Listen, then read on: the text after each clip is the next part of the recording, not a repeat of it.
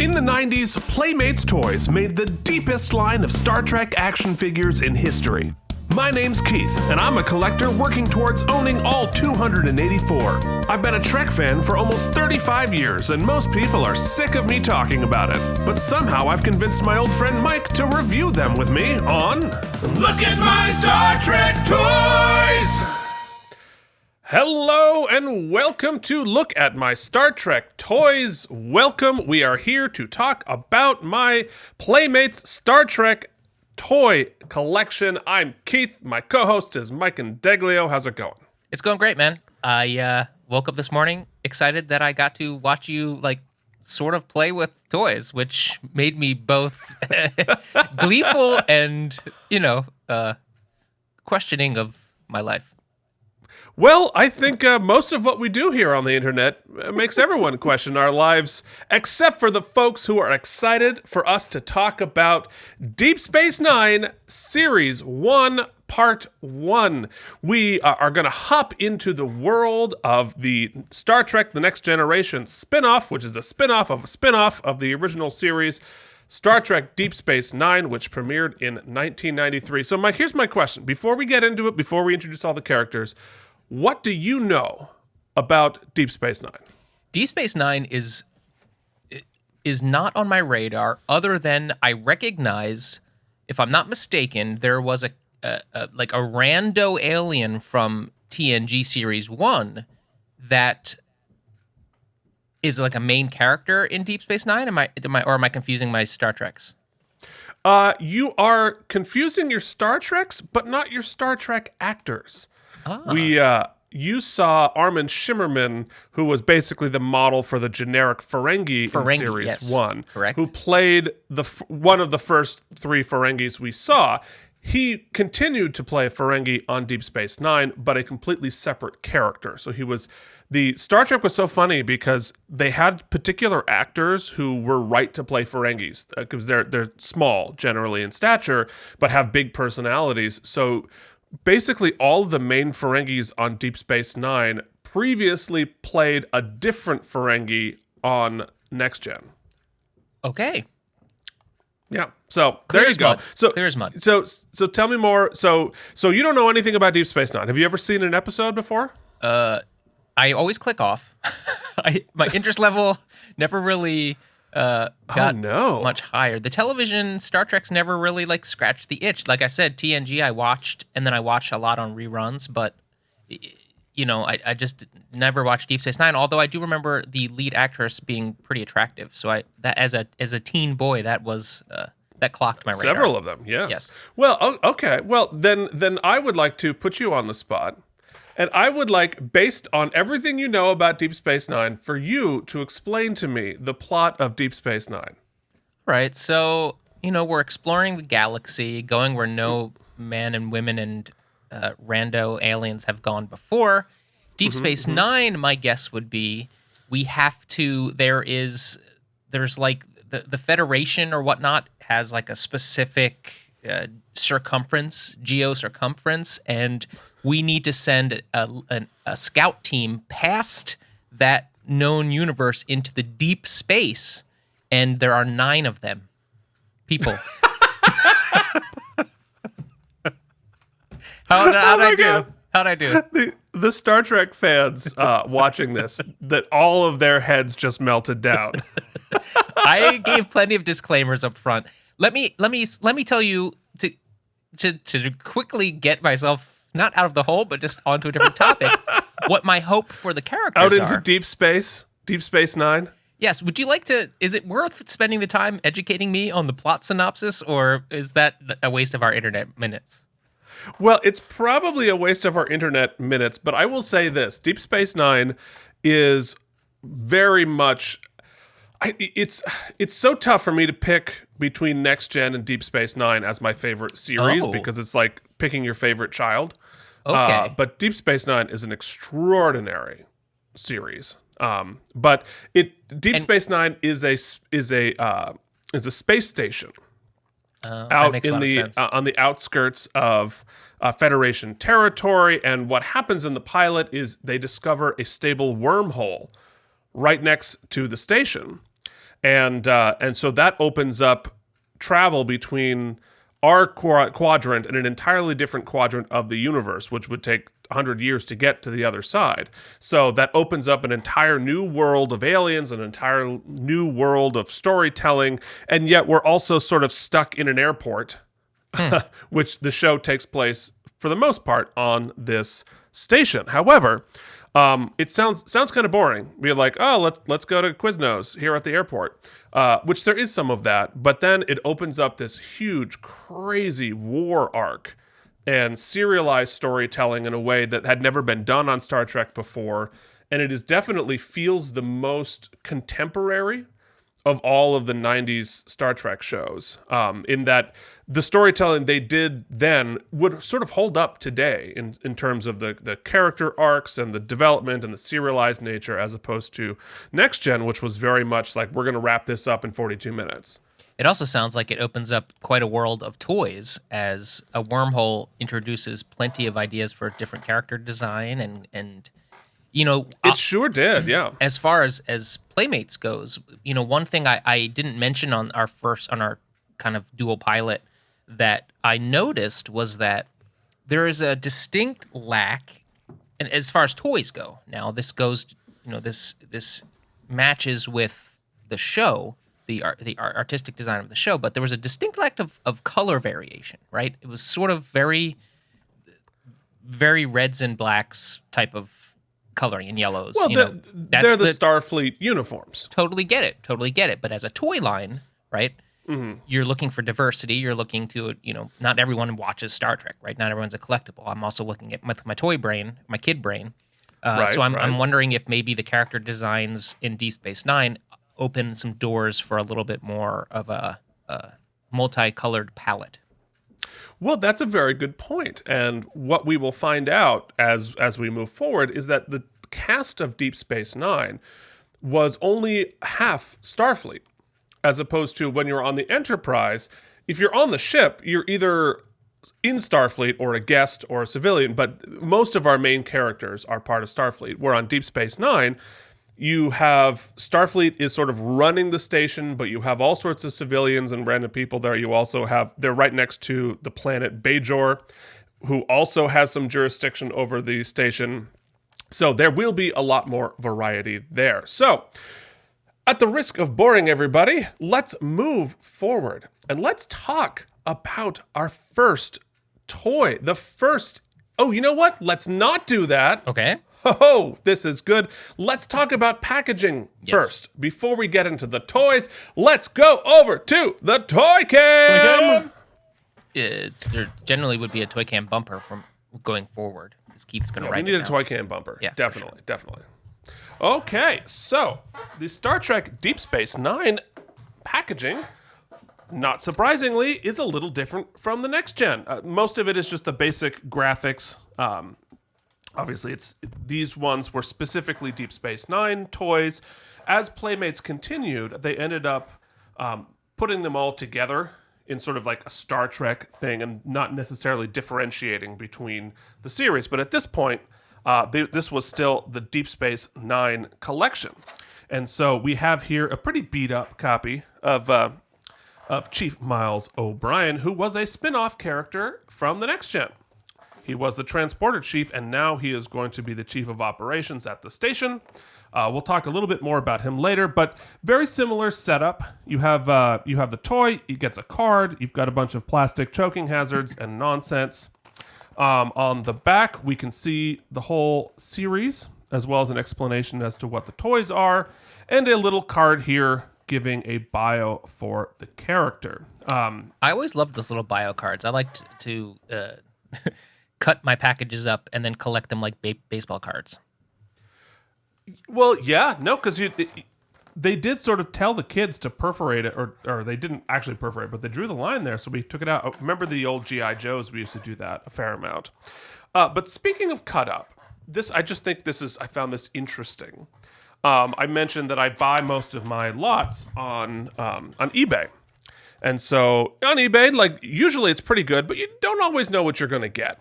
So, And sometimes they may not be quite as scrupulous as you would think about what they're selling you. So I bought a lot of the figures inside the packaging with their cards and such. Except for, I happened to notice this. Let's go back to Toy Cam and take a look at my Major Kira right here. So if you might notice, hey, that's weird. It looks a little goofy on the edges here, almost like it's been glued back down. No. But even if you go further, if you look at the edges, this isn't even the same plastic thing that Kira came in. This is the bottom of the Enterprise itself. They did it so up, yeah. This plastic thing was from a next-gen figure that they put Kira back into and glued onto the Deep Space Nine back. So an odd thing to do. Didn't do a great job. And I checked. It is a complete Kira figure, and it is, it's numbered and all that kind of stuff. But it was just an odd choice to glue down a next-gen one to pretend like that had all been there together. Sorry. So that is just a little thing that I noticed. Look out. Look at your, if it's... is it the actual figure, or is it like a Chinese knockoff? No. It's the actual figure. And for these, they're not terribly expensive.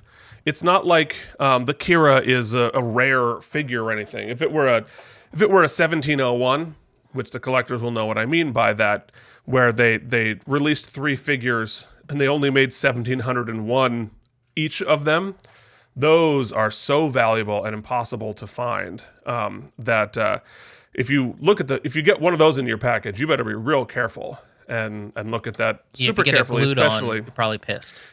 Yeah, and we'll talk about it more, but with the 1701s, they released, because the fans got so pissed off because we couldn't, there's more than 1,701 of us want to have a complete collection. They actually released a set of those figures, but they're not numbered, so they do not have anywhere near the value of the original ones. So if you were clever and you wanted to put in one of the cheapo, unnumbered ones into a package from the original, you can really get yourself in trouble there. So anyway, check your packages. But let's move forward. This time for real. Not a joke. We're actually going to do it. Let's go and begin DS9 Series 1, of course, with our lead commander, Benjamin Sisko. Let's have him come in, Mr. Sisko. Yes, of course we're beaming in because we're that kind of dork.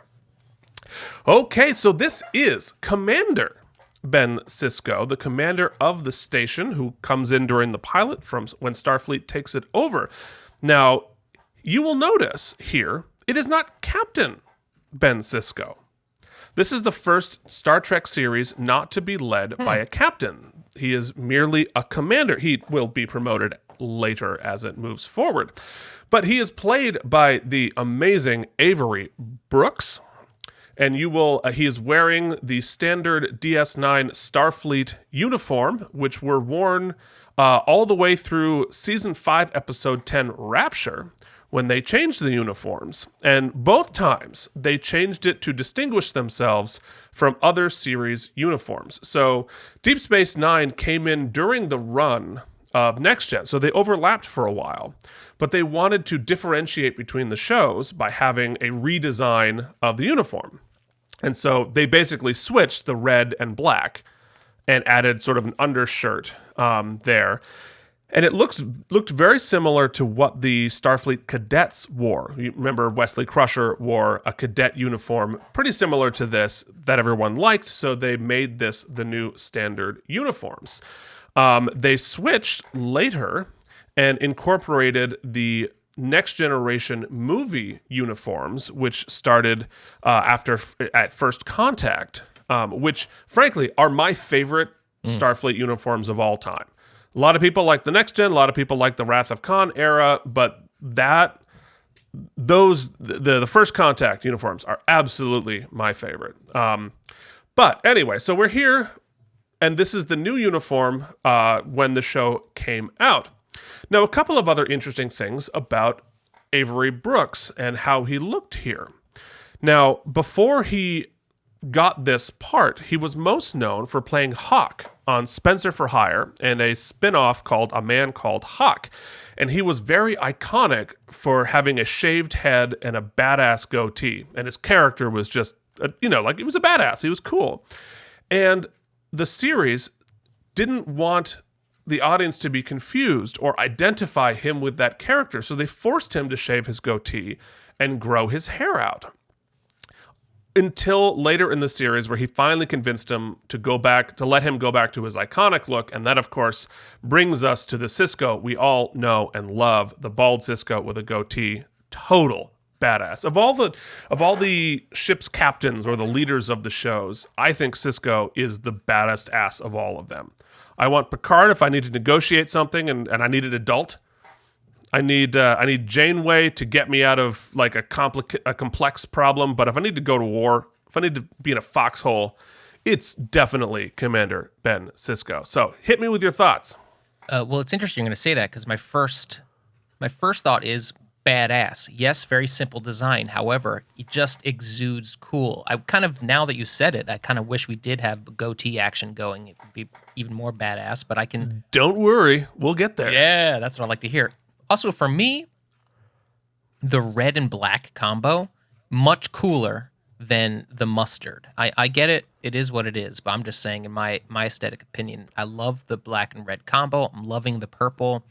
Also, I feel like, for some reason, maybe it's slightly differently designed. If we could get them like side by side, maybe on Toy Cam later, a TNG series versus this seems to be proportionally a little bit more real grounded for me. I'm thinking back to our data last week, or whenever you're watching this asynchronously. Well, don't go to my shot. I'll go get data. Okay. I won't. I'll continue to talk to the people who are already pissed at me because I don't have all the wealth of information. Yeah, real cool figure. I like it's a good start. I'm sort of itching to watch Deep Space Nine now because you're telling me how awesome it is. You should be. Yeah. It is absolutely badass. Where did my Sisko go? Oh, he ran. He ran so far away. All right, head back to Toy Cam. Toy Cam. I'll put them side by side. They're roughly the same. Yeah. The Sisko's a little taller than Data. But, yeah, I mean, it seems to make a little bit more sense. Certainly the arms. I think the mustard color makes the awkwardness of the arms stick out a little bit more than when it's all black. Yeah, and, maybe that's it. But anyway, really I certainly there. Okay. Yeah, no, Data's jacked. He's fully functional for those Data fans out there, as we all know from one of the worst episodes of the worst seasons. Come at me, folks. Oop. All right. Oh, we have beamed. Should we beam ourselves forward to our next figure? No, I think we should. I think we absolutely must.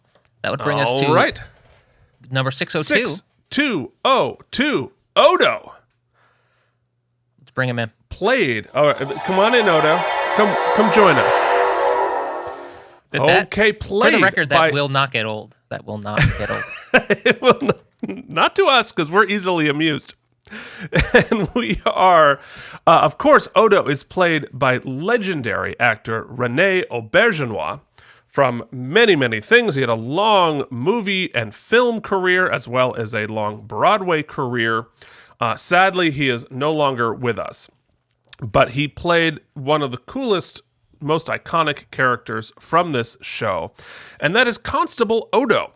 Now, you don't know this because you don't know Deep Space Nine, but Odo is a shapeshifter. And he is able to sort of morph himself into any person or thing.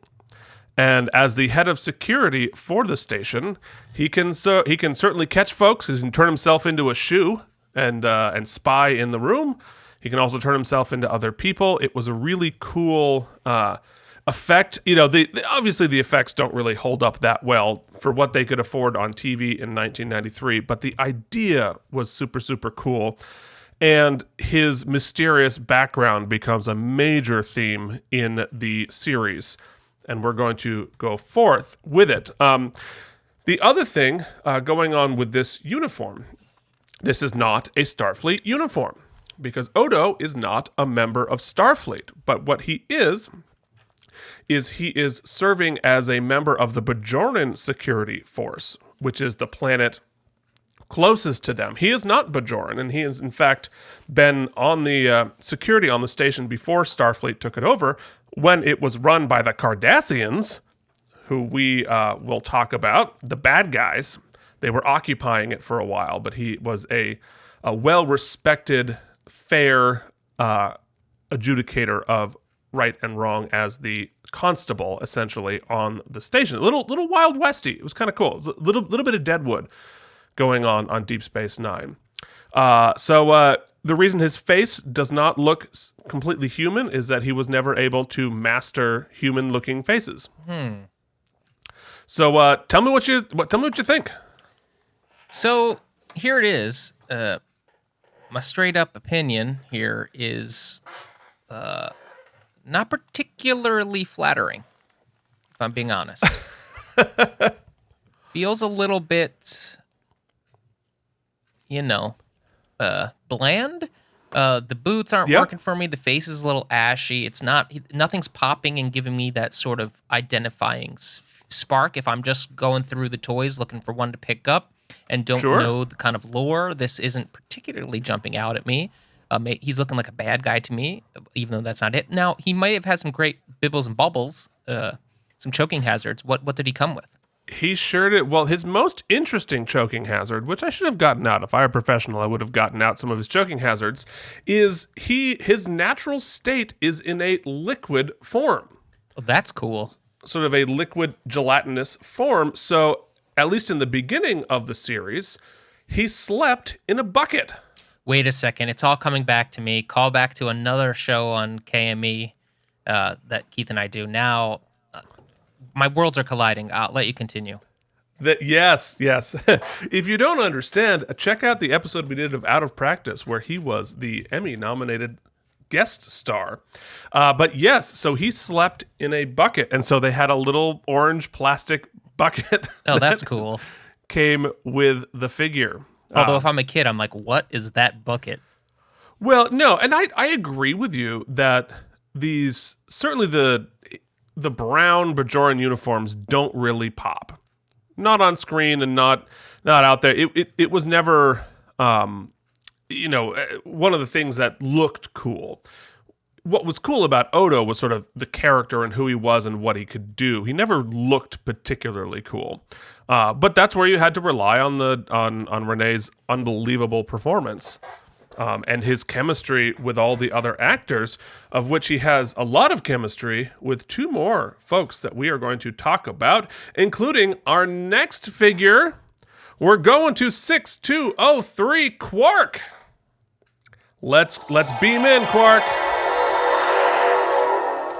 So this is the Ferengi you were mentioning from the previous episode. This is Quark, played by Armin Shimerman, who plays a unscrupulous bar owner on the station. And so he's sort of the anti-Guinan, because this is the big bar on the station, and he's always up to schemes and trying to steal things and screw people over, but he also has that secret heart of gold, as you would imagine. And so he was constantly being chased around by Odo with their frenemy relationship. But of course, Armin Shimerman, so charming and so fun as a performer. Now you'll notice here, he does not have a Starfleet uniform or a Bajoran uniform. He was entirely a civilian. So he would be wearing just his regular clothes. And so he never had a standard uniform that he wore throughout the series. So he would have a different suit going on every time. But what this toy is modeled on is the next generation, not the next generation, the pilot. Basically what he wore in the pilot, which we'll see on the two-shot there. But he was such a great actor that by the time he was cast as a series regular as Quark, he'd already played 2 different characters on The Next Generation, obviously the Ferengi. He also played a box. He played a talking box, which I would explain more, but I think it's fun just to leave it as a mystery for Mike, even though everyone else watching this knows exactly what I'm talking about. I'm wondering what that action figure would look like, but... The box. It's basically something out of the Labyrinth. Okay, yeah, there you go. Definitely like weird and scary. All right, so what do you think of Quark here? So this is my jam so far. I can't wait to go to Toy Cam in a minute here and bring them up side by side, generic Ferengi versus Quark, because they've definitely did some focus testing on these 2 characters. The costuming alone, the color scheme, the sort of just model, including the small grin on the face, is giving me all of the character you just described. So, as we've covered ad nauseum, I didn't watch the show, but I'm getting all of that sort of quirk and flavor from just the model, which is awesome. I'm digging the super, the fastener on his sweater, super cool. The color scheme, really cool. The sort of the weathering, the airbrushing on the coloring of the jacket itself. The texture, yeah, they put a lot of effort into this. Really cool. Now, I'm sort of just weird in monster design. The bulbous head makes me feel weird. Like in what way? Gross. It makes me feel what part gross. of your body feels weird right now? Like Mike? when you see bugs devouring other bugs, and you're like, it's cool, but yeah, that way. But he does have a bit of a butt on the back of his head. Yeah, it's bizarre, but it's cool. I mean, I'm digging it. I'm liking this character. I'd play with it for sure. No, he's fun. Well, if you go to Toy Cam, let's look at him together. Yeah, let's go. Toy Cam? Toy Cam! Here we are. Okay, so we have the Quark figure and the generic Ferengi figure. And, certainly when you're talking about things being back to scale for this line versus previous line, you really see it here, where you don't have the gigantic hands, the regular hands, his arms go down like a person. It doesn't have these weird legs that stick out. Like, clearly, the redesign to make them much more realistic, at least in the random alien pieces here. And there's a lot more detail in the face as well. Yeah, that's a much cooler figure on the left. And, I will say this. Actually, I have a correction. I have a correction for what I said last week. Now, you asked me whether the tattoo on the forehead here was something that we ever saw again, and I was like, no, not true. In the Ferengi we see in Captain's Holiday, played by another future Deep Space Nine character, who also played a Ferengi, but a different Ferengi, he had the tattoo in Captain's Holiday. So, correction. There it is. All right, well, let's continue forward, and let's talk about our last figure of this segment, Chief Miles O'Brien. Miles Edward O'Brien, for those of us counting. I'm excited to see him transport in because he was the transporter chief on The Next Generation. Hop in, Miles. Okay. All right. So, a couple of interesting details for Miles O'Brien here. First off, he's back in the Starfleet uniform. And as we talked about last episode, the color on the shoulder speaks to what type of job he does. And as an engineer, he's going to be gold, just like Geordi. But these are the Deep Space Nine uniforms. But O'Brien also has an interesting trick. And as he is sort of like the guy who runs around and fixes things, he's the mechanic of the station, essentially. He has his sleeves rolled up, which is he's the only character to do that. And so both on the show itself and in the figure itself, they actually bothered to add that little detail of rolling up his sleeves. Now, if you really want to get dorky about the rolled up sleeves, there's one other place where you see sleeves like that, and it's not on Deep Space Nine. It's actually in the movie Star Trek Generations.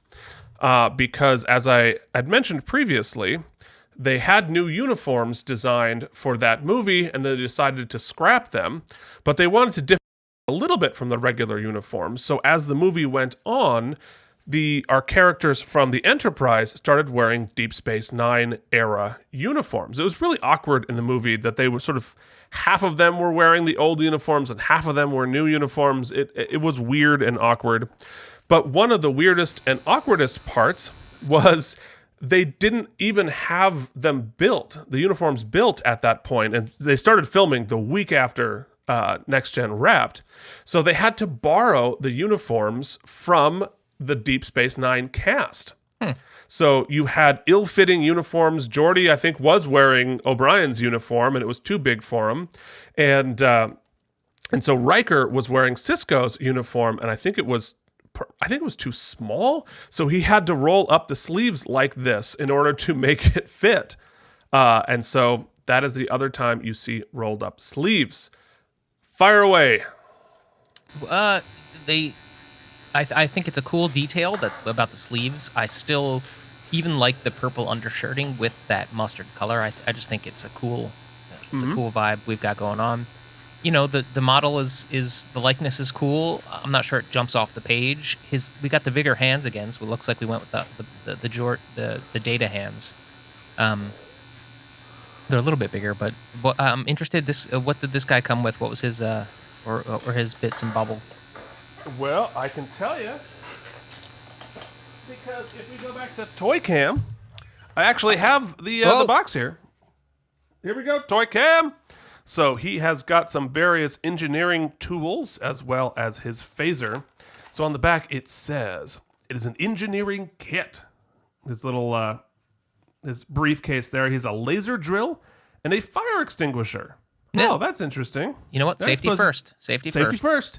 You know, he's an engineer. And a Type 2 hand phaser, of course, which they made a ton of, and almost all the Starfleet characters came with the hand phaser. Okay, well, folks, you have gotten through part 1 of Deep Space Nine Series 1. If you're enjoying what we're doing, do the thing that everybody asks you to do, but it really, really helps us. We'd love to find an audience for this of our fellow fans and collectors, so we can start a conversation in our community here. So do us a favor, like and subscribe, and you can reach us at email at lookatmystartrektoys@gmail.com, all one word, no exclamation point, because that's ridiculous. You can also find us on Instagram at Star Trek Toys. This has been a blast. We are going to finish up DS9 Series 1 in our next episode. We will see you then. Look at my Star Trek toys!